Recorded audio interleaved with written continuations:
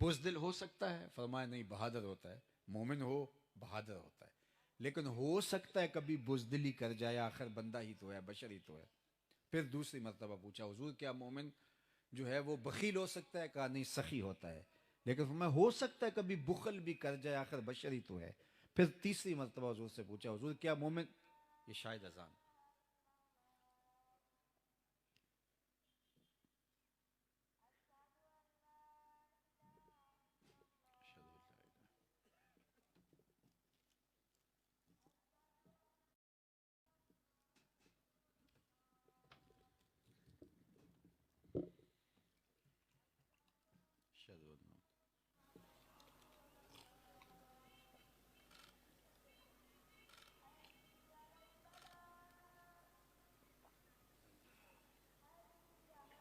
لا حول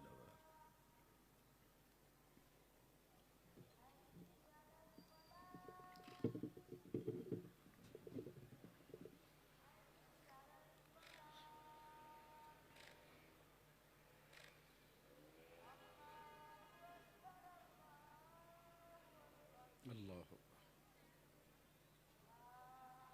لا الہ الا اللہ، اللہم صلی اللہ علیہ وسلم.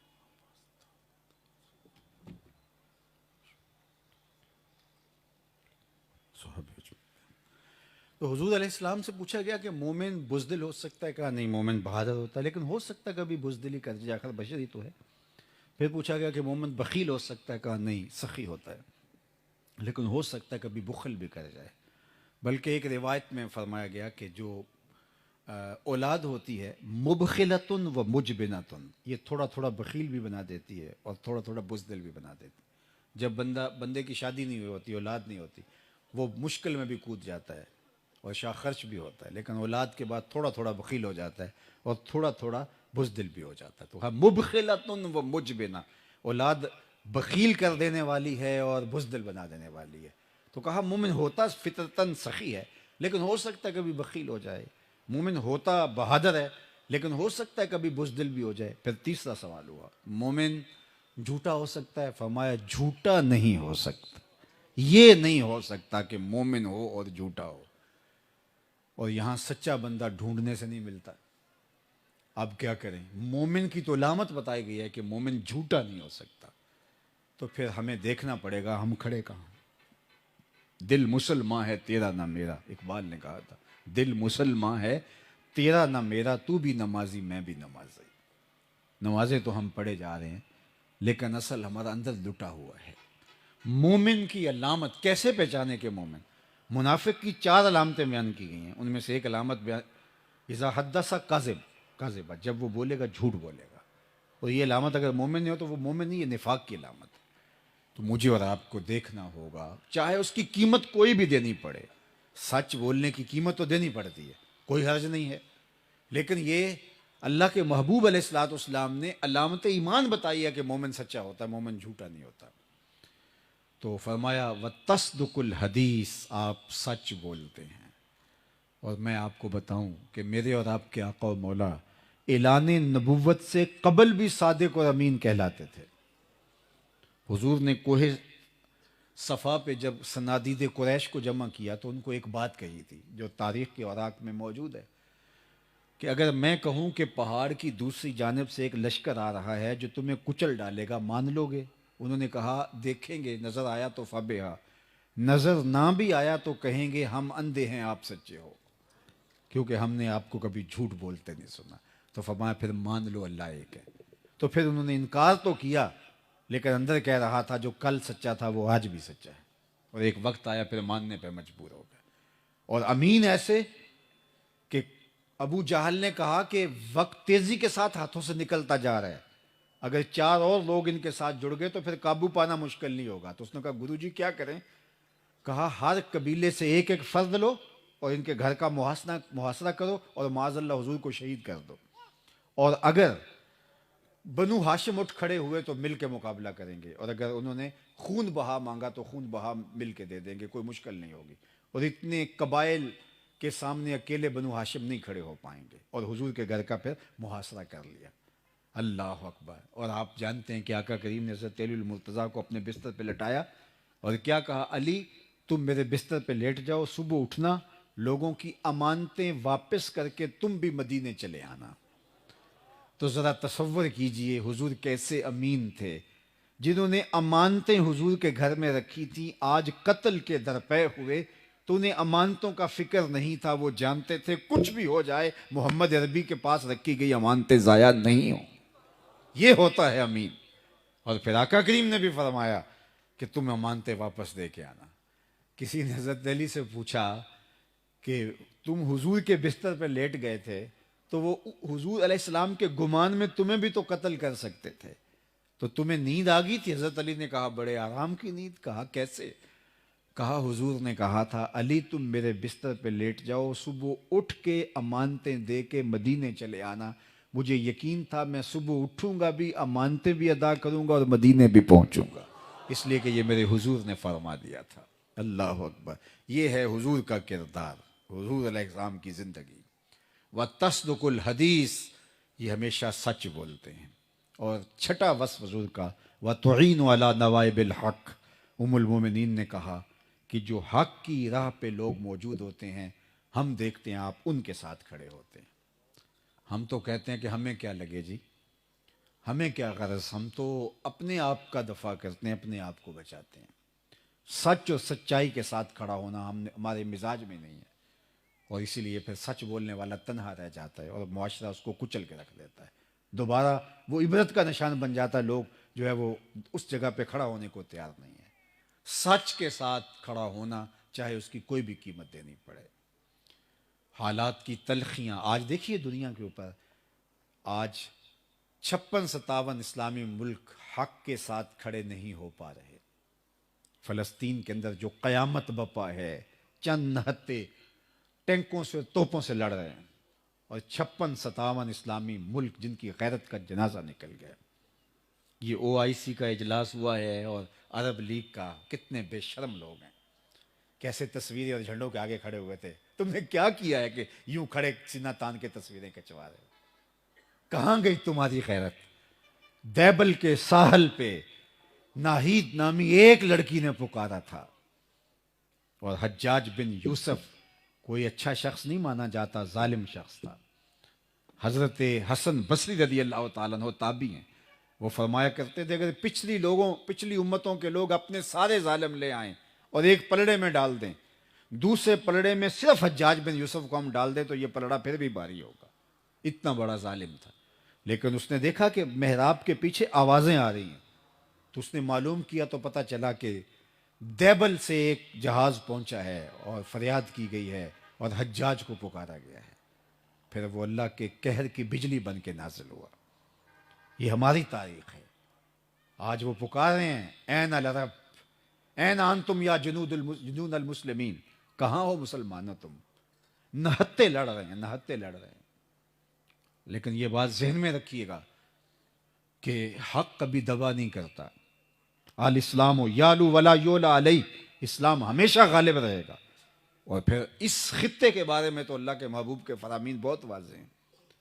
دمشق کے دروازوں پر اور بیت المقدس کے آس پاس ایسے لوگ قیامت تک موجود رہیں گے کہ لوگوں کا ان کو تنہا چھوڑ دینا ان کو نقصان نہیں پہنچائے گا، اور فرمایا کہ وہ حق پر کھڑے رہیں گے یہاں تک کہ حضرت امام مہدی اور حضرت عیسیٰ کے عساکر کے ساتھ شامل ہو جائیں گے۔ اور وہ منظر کتنا دل فریب ہوگا جب حضرت عیسیٰ تشریف لائیں گے، اور یہ اس وقت امت 3 حصوں میں بٹ چکی ہوگی، اور یہ بالکل حالات اب ادھر جا رہے ہیں۔ ایک حصہ کٹ چکا ہوگا، شہید ہو چکا ہوگا، ایک فرار کا راستہ اختیار کر چکا ہوگا، بزدلوں کا ٹولہ، اور ایک لڑ رہے ہوں گے۔ حضرت عیسیٰ ان کے پاس آئیں گے، اللہ اکبر، اور انہیں کہیں گے کہ اب بتاؤ کیا کرنا ہے، میں بد دعا کرتا ہوں یہ غرق ہو جائیں گے، یا پھر یہ ہے کہ ان کے خلاف ہم لڑنے کے لیے تیار ہیں۔ تو وہ کہیں گے کہ ہم لڑ کے جہاد کر کے فتح حاصل کرنی ہے۔ حضرت عیسیٰ علیہ السلام کی ہمراہی میں جہاد اسلام ہوگا۔ اللہ اکبر، صحیح بخاری کی روایت ہے، تمام رجال ثقہ ہیں۔ میں اب میری زبان نہ کھل جائے، بڑی کوشش کی گئی کسی طرح سے حضرت امام مہدی کے نزول والی حدیثوں کو ضعیف قرار دیا جائے، آج سے چند سال پہلے، محققین بٹھائے گئے کسی ملک میں، لیکن نہیں کر سکے. اور یہ حدیث بخاری میں ہے، اور اس سے ملتی جلتی باقی صحیح حدیث میں بہت ساری حدیث ہیں.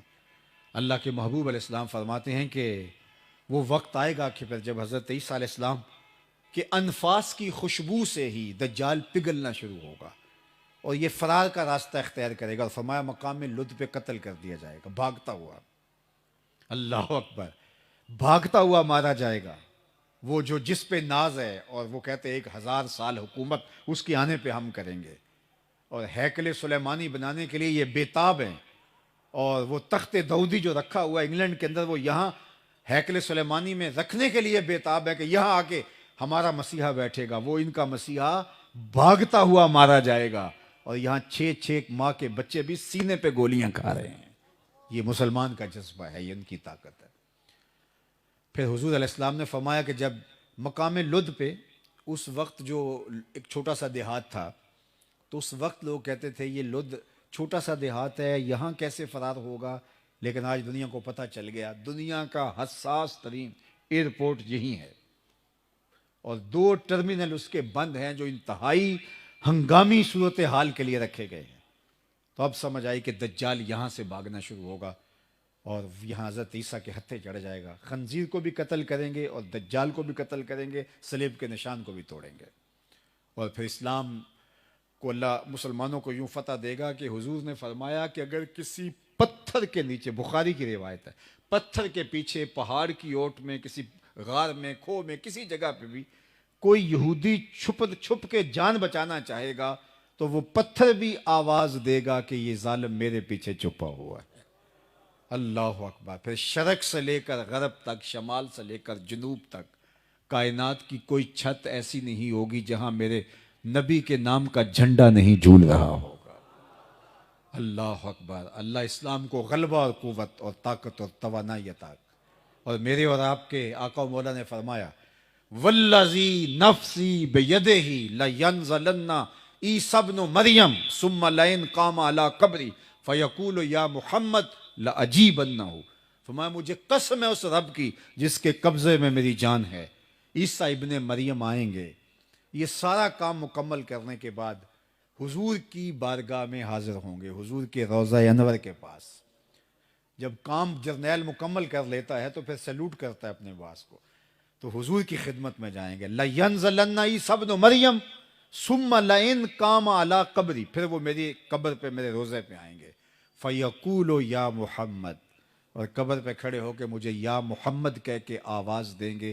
لَأَجِيبَنَّهُ. فرمایا قسم ہے رب کی میں قبر سے آواز اس کی آواز کا جواب دوں. اللہ اکبر. وہ منظر اللہ نے نصیب کرنا ہے. دعا کرو اللہ ہماری نسلوں کو امام مہدی کے ذاکر میں شامل کرے، حضرت عیسیٰ کے لشکروں میں شامل کرے. بلکہ حضور نے فخر سے فرمایا وہ وقت کیسا ہوگا جب عیسیٰ ابن مریم آئیں گے، لیکن امام تم سے ہوگا. جب آئیں گے تو تازہ غسل کی طرح قطرے ٹپک رہے ہوں گے آپ کے وجود سے، اور اقامت ہو چکی ہوگی، فجر کی نماز کا وقت ہوگا. حضرت عیسیٰ علیہ السلام جو ہیں وہ آئیں گے تو حضرت امام مہدی انہیں کو اشارہ دیں گے کہ آپ آئیں نماز پڑھائیں. تو وہ کہیں گے نہیں آپ ہی پڑھائیں. تو یہ واقعہ بیان کرنے کے بعد حضور نے فرمایا وہ وقت کیسا شاندار ہوگا جب ابن مریم آئیں گے لیکن امام تم سے ہوگا. اللہ اکبر. اللہ نے تو اللہ کی بارگاہ میں یہ دعا کرو کہ ہمیشہ حق اور حقانیت کے ساتھ ہمیں کھڑا ہونے کا جذبہ عطا کر دے. تو ام المومنین نے کہا کہ آپ کا رب آپ کو کبھی بھی پریشان نہیں ہونے دے گا، اس لیے کہ آپ کے اندر یہ وصف ہیں. یہ نمایاں 6 وصف ام المومنین نے بیان کیے. آئیے میں اور آپ دیکھیں، اپنے اندر اتر کے دیکھیں. میں یہاں اگرچہ ممبر پہ بیٹھا ہوں لیکن میں اپنے اندر اتر کے دیکھوں. میرے اندر یہ اوصاف ہیں، ان اوصاف کا کوئی حصہ ہے، اگر ہے تو مجھے مبارک ہو. آپ بھی یہاں بیٹھے بیٹھے اپنے اندر اتر کے دیکھیں کہ ان 6 اوصاف کو جو بڑے نمایاں واضح کھلے وصف ہیں میرے حضور علیہ السلام کی سیرت کے، جو حضور سیدہ خدیجۃ الکبریٰ برجستہ بیان کرتی ہیں، یہ اوصاف ہمارے اندر موجود ہیں. اگر موجود ہیں تو آپ کو مبارک ہو، اور اگر نہیں تو میں آپ کو ملامت نہیں کرتا، اور میرے میں نہیں ہے تو آپ مجھے ملامت نہ کیجیے. ہم آج سے عزم کر کے یہاں سے اٹھے کہ یہ 6 وصف اپنے اندر پیدا کرنے کے لیے جد و جہد کریں گے. پھر سن لیجئے انک لتصل الرحم، آپ صلہ رحمی کرتے ہیں.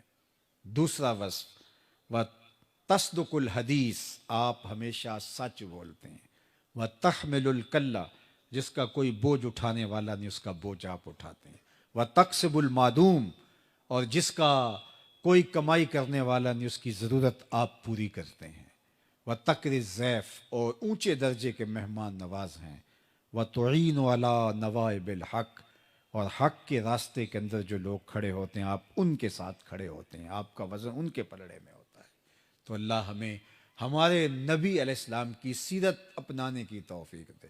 میرے استاد یہ کہا کرتے تھے کہ یہ نہ ہو کہ لوگ تمہیں پوچھیں تم کون ہوتے ہو اور تم بتاؤ جناب ہم مسلمان ہوتے ہیں، یہ دیکھو مذہب کے خانے میں اسلام لکھا ہے۔ آپ فرمایا کرتے تھے نہ کسی کو پوچھنے کی نوبت آئے، نہ تمہیں بتانے کی ضرورت ہو، تم دور سے چلے آ رہے ہو، لوگ کہیں وہ دیکھو حضور کا غلام آ رہا۔ ہمارا عشق ہمارے نعروں سے جھلکتا ہے، ہمارا عشق ہماری پگڑی اور ہمارے جبے سے سمجھ میں آتا ہے، ہمارا عشق جو ہے وہ ہمارے اور رویوں سے سمجھ میں آتا ہے۔ نہیں، ہم اگر دکان پہ بیٹھے ہیں لوگ کہیں اس سے سودا لو، یہ عاشق رسول ہے، یہ 2 نمبر سودا نہیں دے سکتا، یہ 2 نمبر دوائی نہیں دے سکتا، اس لیے کہ یہ عاشق رسول ہے۔ ہم سے کوئی رشتہ کرنے آئے تو کہا بے دھڑک رشتہ کرو اپنی بیٹی کا، اس لیے کہ یہ عاشق رسول ہے، اور عاشق رسول کبھی بھی تمہاری بیٹی کی تذلیل نہیں کرے گا، اس کی عزت نفس پہ حرف نہیں آنے دے گا۔ میرا عشق میرے رویے سے پتہ چلے، ہمسایوں کے ساتھ سلوک سے میرا عشق پتہ چلے۔ اللہ کے محبوب علیہ السلام نے وضو کیا اور حضور کے پانی کو صحابہ نے زمین پہ نہیں گرنے دیا، اپنے ہاتھوں پہ لیا اور اپنے منہ پہ مل لیا۔